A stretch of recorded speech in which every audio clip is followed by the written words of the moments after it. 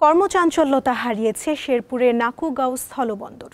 এটি দিয়ে ২৩টি পণ্য আমদানি রপ্তানির অনুমোদন থাকলেও এখন শুধু পাথর আমদানি হয়। ক্রেতা কম থাকায় ডিপোতে অনেক পাথর জমে গেছে, ফলে বেকার হয়ে পড়েছেন বহু শ্রমিক। শেরপুরের নাকুগাঁও স্থলবন্দর দিয়ে বাংলাদেশ, ভারত ও ভুটান পণ্য আমদানি রপ্তানি করে। এই বন্দর দিয়ে মোট ২৩টি পণ্য আনা নেওয়ার সুযোগ থাকলেও বাংলাদেশের ব্যবসায়ীরা আমদানি করতেন শুধু কয়লা ও পাথর। সম্প্রতি স্থবির হয়ে পড়েছে বন্দরের কার্যক্রম, প্রায় বন্ধ হয়ে গেছে কয়লা আমদানি। এখন শুধু পাথর আনা হচ্ছে। ক্রেতার অভাবে বন্দরের ডিপোতে অনেক পাথর পড়ে আছে। এই অবস্থায় বেকার হয়ে পড়েছেন অনেক শ্রমিক। সারা দিনে ১৫০-২০০ গাড়ি লোড হইতো, এখন বর্তমানে ১০-১৫ টাকা করে গাড়ি লোড হয়। এই দিয়া ব্যবসায়ীরা খুবই অচল হয়ে পড়তেছে।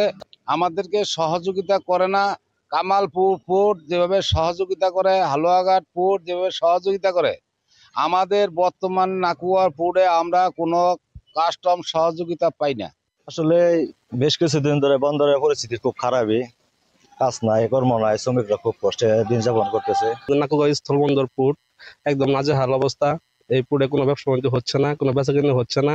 আমাদের বাংলাদেশে এই পণ্যগুলোর চাহিদা থাকার পরেও আমরা শুধুমাত্র ইন্ডিয়ান এবং বাংলাদেশের পারস্পরিক সমঝোতার কারণে বা সহযোগিতার অভাবে আমরা এই কাজগুলো করতে পারতেছি। বাণিজ্যিক মন্ত্রণালয় উচ্চ পর্যায়ে যদি এগুলো নিয়ে কথা বলতো, তাহলে এই পণ্যগুলো আমদানি করা সম্ভব হতো এবং রপ্তানি করাও, বাংলাদেশ থেকে বিভিন্ন পণ্য রপ্তানি করা সহজ হতো। রাজস্ব কর্মকর্তা জানান, সরকারি নিয়ম মেনে পণ্য আমদানিতে কোনো বাধা নেই। জাতীয় রাজস্ব বোর্ড এই স্টেশন দিয়ে ২৩টি পণ্য আমদানি অনুমতি দিয়েছে।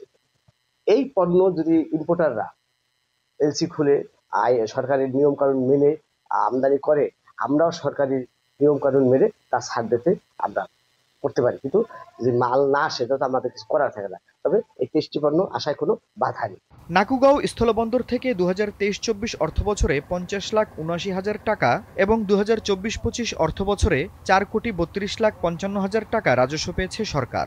আর ভ্রমণ কর এসেছে ১,৪,৯১,০০০ টাকা। দীপ্ত বার্তা কক্ষ।